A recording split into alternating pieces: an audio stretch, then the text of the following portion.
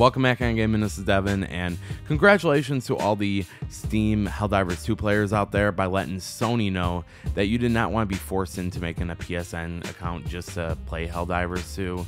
I mean, it's good to see Sony actually listening to their customers in this case, just because it seems like as of late, Sony has been more anti-consumer with a lot of the decisions that they've been making as of late, so it's finally good to see this. But my personal opinion is that I think that they're going to be caring a lot about PC players, and I mean, you know, it'd be good to think that this kind of stuff will be happening on the console side of things, but I really don't see that being the case. So let's go ahead and discuss and let's talk. So before we get deep into it, I just want to mention how silly it was that PlayStation wanted to go ahead and force people to make PSN accounts or link up their PSN account to play HellDivers 2 as their first game. I mean, they should have just did it with Horizon or Last of Us, just because I'm willing to bet they wouldn't have had this issue with those players, just because those are certain kinds of players, and you could have sort of normalized it until you got to these HellDiver players, just because, I mean, these people are passionate, they're very vocal in that, so, you know, it just doesn't make any sense why Sony did this in a way.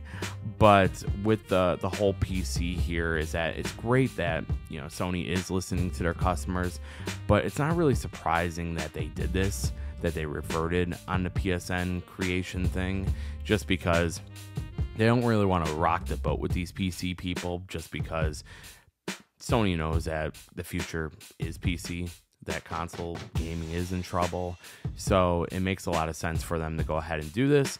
And I mean, you know, just looking at the whole situation, I mean, if people were fine with it, I mean, they would have had a bunch of people create PSN accounts on, and then on the bad end of it, or the other end of it, you know, it would have made a lot of, you know, noise from people, and then that were upset about it, and then it would make them look good by reverting on it or making it look like that they care about those customers.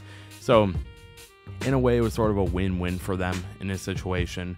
But one thing I could say though is that if you're a PC player, or, you know, Steam, and you're playing PlayStation games on there, I would highly recommend that you be as vocal as possible, just because I'm pretty sure that they're just going to cater to those PC players now, just because, like I said, that's where the future is, and it'd be really bad for them to go ahead and, you know, start upsetting those customers, just because, like I said, that's where their future is. But I wouldn't be surprised if they did a couple of other things for PC players, such as with like PSVR 2, just because they're not really selling on the console. For the PS5, I wouldn't be surprised if they unlocked it, which, you know, everybody's been asking for, and it would be a really good idea, but it would show how serious PlayStation is about PC, so that would be a good idea. And I wouldn't be surprised also if they started giving people more incentives to buy PlayStation games on PC. So it would even incentivize people that have bought the games on PS5 to also buy them on PC. So, you know, I mean, I don't necessarily know what kind of incentive that could be. I mean, the only thing I could think of is for like maybe upcoming games to add multiplayer to them. So, I mean, like, I guess an example could be like Horizon, have that come out on PC, release on PC with a multiplayer mode, because that would get, you know, PlayStation players to repurchase it in that. But, you know, I guess console players would sort of be upset about that. But as I'm going to talk about in just a moment, I don't think that they really, you know, are caring about the console players anyways anymore. And that's mainly because they have a monopoly on consoles. I mean, they don't see Xbox's competition anymore. We can clearly see that.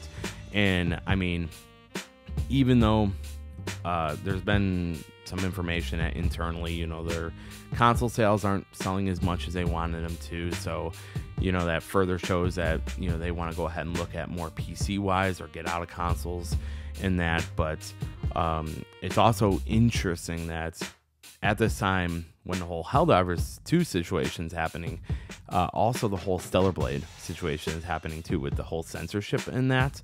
But Even though, you know, they were listening to their PC customers, I don't think that they're going to do anything for their consoles ones.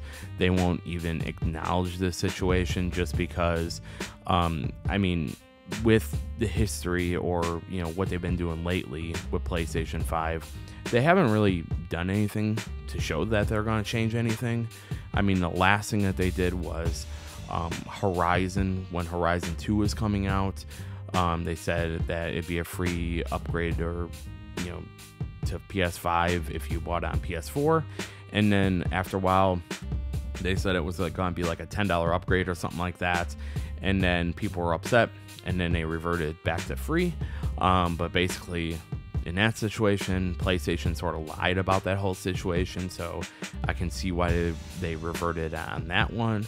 But they're not even going to look at the whole Stellar Blade situation, though. But, you know, maybe because Jim Ryan's gone, maybe there'll be some changes where, you know, they start taking console players seriously. But, you know, either way, with this whole HellDivers situation, if you're on PC, if you're on console, it's still, you know, really good to see this. But, you know, in the comments below, let me know what you guys think. If there was any other kind of situations where Sony actually did revert on something on PlayStation 5, or, you know, any other situations beforehand. I mean, I like to sort of look at the whole PlayStation 3, because it really showed when Sony, or, you know, PlayStation, of course, when they did a lot of changing. I mean, at the beginning, when the PS3 came out, $600.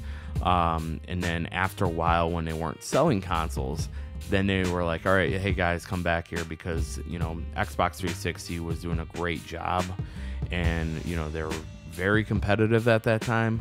So of course, you know, PlayStation, they ramped up their exclusive games, and then they also slashed the price of their PS3. So, you know, it'd be good to see that kind of Sony come back in that, even though they don't really have the competition anymore. But, you know, that was just one time when, you know, it was really cool to see how Sony, it's really good seeing Sony be competitive in that, just because those games from PS3 were just phenomenal. But yeah, anyways, like I was saying, thank you so much for watching the video. Comment, subscribe, all that good stuff, and we'll see you soon. Bye.